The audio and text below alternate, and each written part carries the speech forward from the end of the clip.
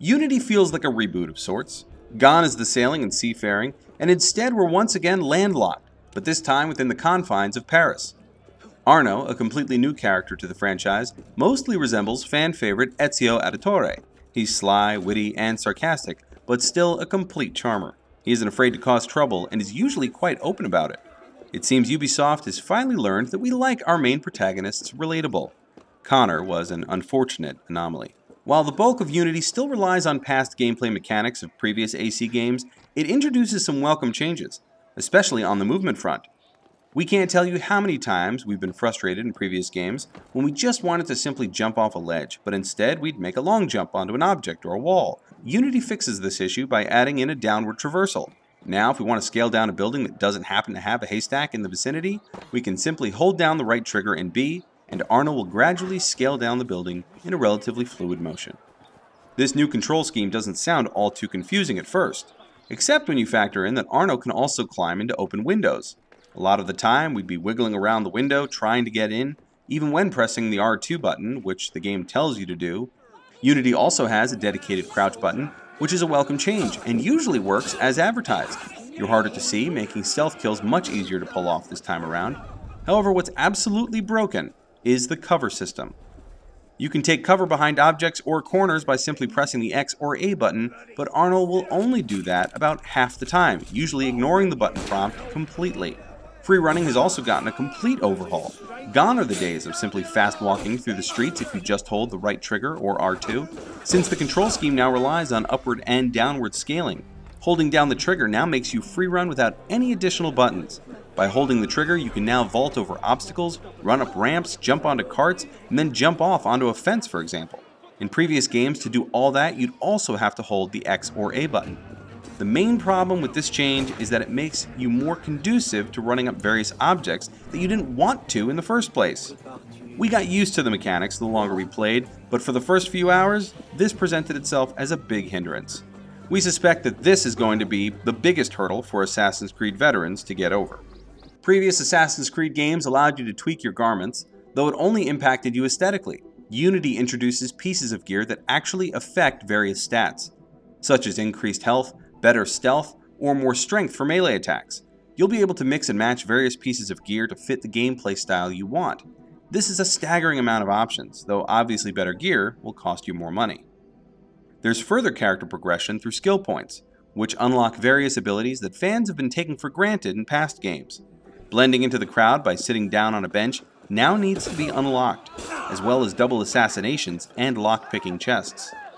Aside from Arno, the other star of Unity is undoubtedly the meticulously crafted Paris. It's not just giant in square footage, but also in verticality. Climbing the highest structures in Paris might certainly give you vertigo, thanks to their 1-1 recreation. When you're not free-running through the rooftops, you're making your way through the bustling streets, which has the highest NPC density that we've seen since possibly 99 Nights. The game manages to make sure you're not always seeing clones of one another, but there will certainly come a time, especially to those with a keen eye, where you'll see repeating citizens. Walking, not running, through the streets is sometimes just as enjoyable, since it truly feels like you're part of a living city. Unity is a gorgeous game, quite easily the best looking game that Ubisoft has ever made. Paris has insane amounts of detail, down to every building. The characters, and especially their facial animations, look extremely convincing. This might be the first game to ever do hair correctly. Even more impressive are the grand interiors, with marble floors that reflect everything in the room.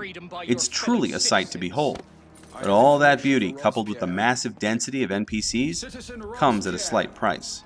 We can confirm that the frame rate does have its issues. Even if your eye isn't keen on noticing the differences in frame rates, you'll most likely notice the slowdown.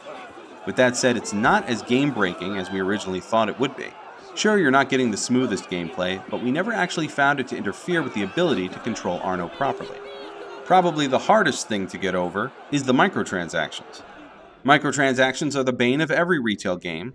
They offer players a shortcut in acquiring gear that's normally too expensive. And we know there are players who want instant gratification, but we can't imagine anyone who'd be willing to spend $10, let alone $100, on fake currency, only to allow you to wear the best gear in the game right away.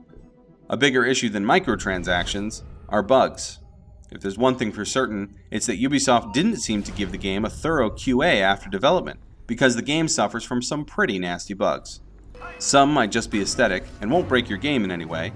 Citizens of Paris can be stuck in a running animation or squat on the ground yet move around you. This stuff isn't what bothers us all that much, it's the bugs that make you restart a level or die without reason that infuriate. Assassin's Creed Unity multiplayer also brings something new to the table. We can easily equate Unity's multiplayer to a third-person version of Payday 2. In case you never played Payday 2, it's all about putting a 4-player crew together and performing an elaborate heist. This can be an awesome thing if everyone is coordinating and communicating well. However, most Payday 2 heists devolve into pure chaos where bullets are favored over stealth. The same can be said for Unity. If all players aren't communicating or letting each other know who's taking out who, it can quickly devolve into a sword fight, with enemies swarming left and right. That's not to say it isn't a viable approach, as you can accomplish missions like that, but it certainly feels less like an Assassin's Creed game. We enjoyed the missions associated with the multiplayer mode. They all begin with a historical set piece, presenting key targets and figures who you either have to protect or assassinate. As for the main character, well, Arno will never be Ezio, and by that extent, Edward either. However, he's still a rather fun and cocky character, and we cared about his struggle to find a place among the assassins. Unity actually does a pretty good job at showing both sides of the story, and sometimes we even found ourselves disagreeing with the assassin's approach. In terms of visuals, Unity certainly looks next-gen. However, funnily enough, Assassin's Creed 4, which was a cross-gen title, felt more next-gen thanks to its massive open seas, multiple cities to explore, and seamless transitions between land and sea. We're giving Unity a 7.5. A reboot and evolution in one gorgeous package that, unfortunately, didn't get a full pass through QA testing. For the latest gaming news, reviews, tips, cheats, walkthroughs, and more, go to GameZone.com.